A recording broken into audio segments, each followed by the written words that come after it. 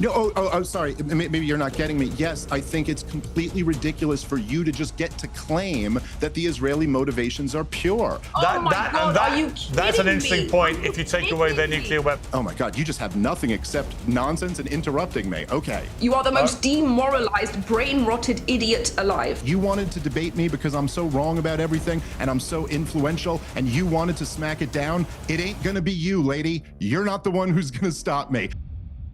Dave Smith just ended Elica Le Bon's career in a hilarious debate she insisted on having with Piers Morgan as the host, thinking that she can smack down Dave's arguments and end his career, only for the opposite to happen.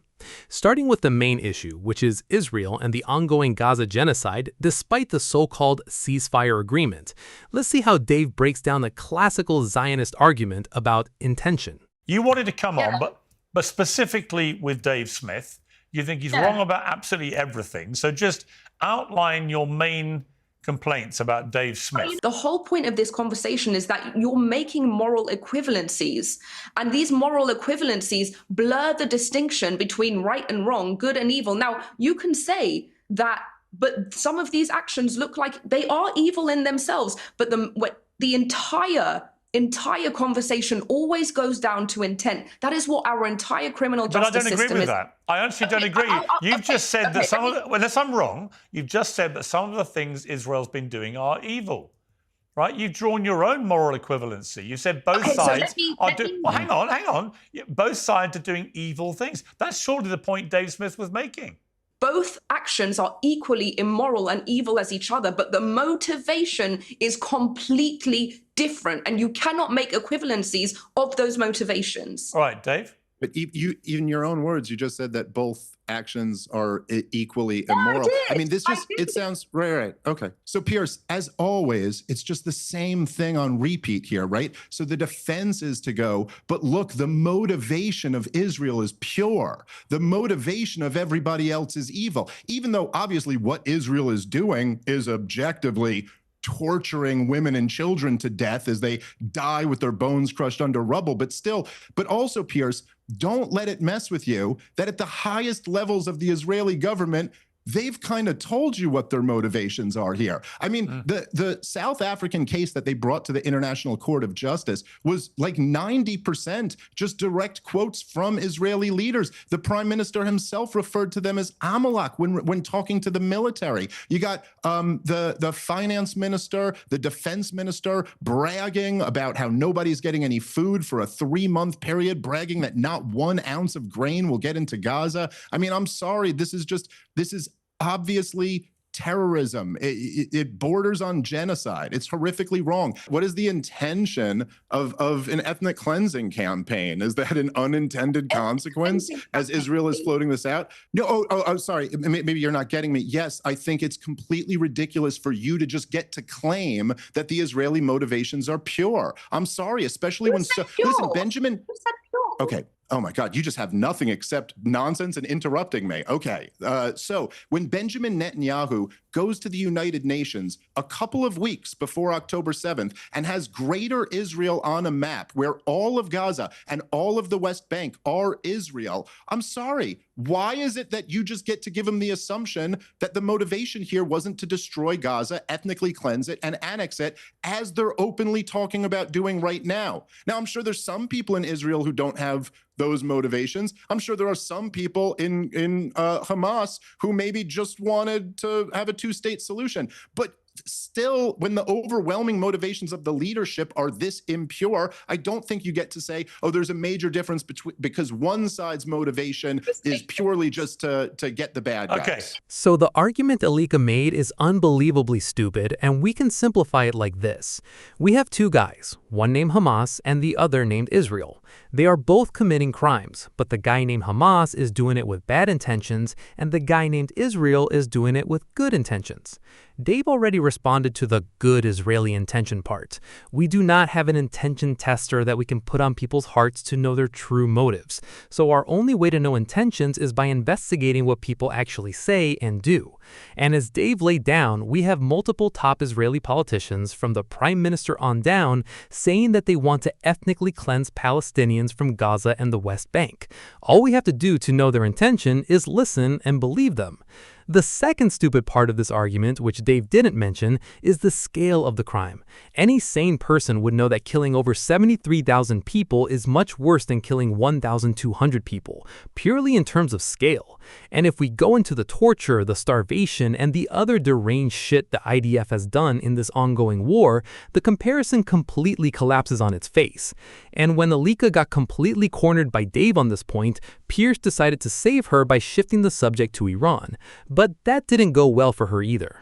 I think essentially your question is all flawed. I mean, even in the IAEA report that you're referring to, they also reiterated that Iran doesn't have a nuclear bomb and that they have not made the decision to start pursuing one. And so there was no imminent threat. Listen, even Benjamin Netanyahu, in his interview with Brett Baer, who always, Piers, as you know, has a long history of just making up how long the Iranians are to developing a nuke, even he said maybe a year, 13 months. But the point is that in order for them to do that, they would have had to kick the inspectors out. And then it would have taken them at least a matter of years to develop a nuclear bomb if they had made the political decision to start seeking one. Do you think Iran should have a nuclear bomb?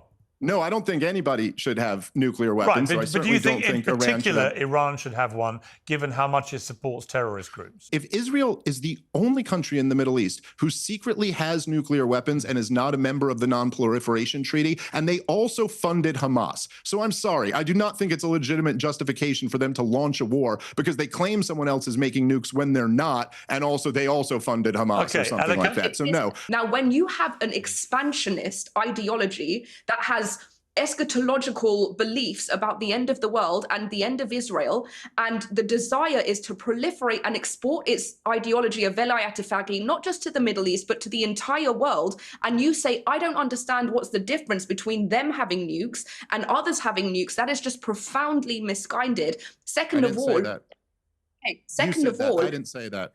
It's just total bullshit. I mean, just listen, the reason why now this 60% enrichment, which obviously for anyone paying attention was there is another reason besides they were developing a nuclear weapon, which again, all of the intelligence says they had not even made the political decision that they wanted to develop a nuclear weapon yet, let alone weren't doing it. It was a chip to bargain away, which is actually what they were trying to do. They were in the middle of negotiations when Israel snuck attacked them. Yeah, hang on. That means you concede that what they were doing was creating the impression that they were going to build a nuclear bomb. Oh, listen, there's no question that they upped the enrichment. But listen, here's the point. Under the JCPOA, when America was involved, they weren't allowed to enrich to this level, but they were allowed to do it if America pulled out. That's in the JCPOA agreement. And so when Donald Trump tore that up, and walked away, they brought their enrichment up. What were the negotiations, Piers, that were happening right before Israel launched their surprise attack? It was for Iran to bring the enrichment back down and America to get back in some type of agreement. They weren't going to call it the JCPOA because Donald Trump would have had to make it his own thing and not getting back into Obama's. Trump gave them 60 days to negotiate. Trump said you got 60 days, and day 61, Israel attacked. Right. Okay. Now, but what happened, and this was widely reported, and Donald Trump himself acknowledged this, is that the Hawks insisted that you put a poison pill in the negotiations. This is what Mark Levin was freaking out about, and that the standard has to be that Iran must give up all nuclear enrichment altogether. This was always a poison pill so that the point is that Iran was willing to negotiate. And so if you really wanted to get back into that deal, Donald Trump honestly just never should have torn up the JCPOA and we'd all be in a much better situation. It ushered in a new inspection regime. And so this is why we know that they're enriching up to 60%, because they're still in the agreement and they still have the inspections. Unlike Israel. Donald Trump's policy was so reckless and it had such a risk. And this is what I was trying to get at before that I hope people appreciate. Look, if Iran had not made the calculation to give advanced warning and had just fired off missiles the way they did into Israel, they don't want to be destroyed. They would rather rule than be destroyed. Exactly. But the point is that we put this in the hands of the Iranian government. If they hadn't done that, we may have had to launch a full regime. What would Donald Trump have done if 50 or 100 Americans had been killed in an Iranian attack? Well, they actually gave prior warnings to everybody to make sure it didn't happen. So maybe they're not such a scary threat after all. Well, that's an interesting point if you take away their nuclear weapons. Elica, final word to you, very quickly. You're opposing war, okay? Opposing war, like by first of all instigating more war down the road, okay? That's the Neville Chamberlain moment. You're just asserting that. It's nonsense. Second of all, you are a prediction of the future is not a fact. Please. You are the most demoralized, brain-rotted idiot alive. All right, but stop talking. Lady, let me just save you all the time in this debate. You wanted to debate me because I'm so wrong about everything and I'm so influential and you wanted to smack it down. It ain't gonna be you, lady. You're not the one who's gonna stop me. Oh man, he got her triggered beyond belief with that "maybe they are not such a scary threat after all" line. At this point, Dave is definitely trolling her because he has clearly lost all hope of having a constructive debate about Iran with this deranged monarchist. Genuinely believing that an aggressive foreign war is inevitable unless we start it ourselves right now is a level of imperialist mental gymnastics that is almost impossible to take seriously. But Dave did a fantastic job combating that warmongering nonsense with pure sarcasm. If you enjoyed watching this breakdown, please show your support by subscribing to the channel to help us push this message further, and leave your thoughts in the comments down below. Thanks for watching and see you in the next video.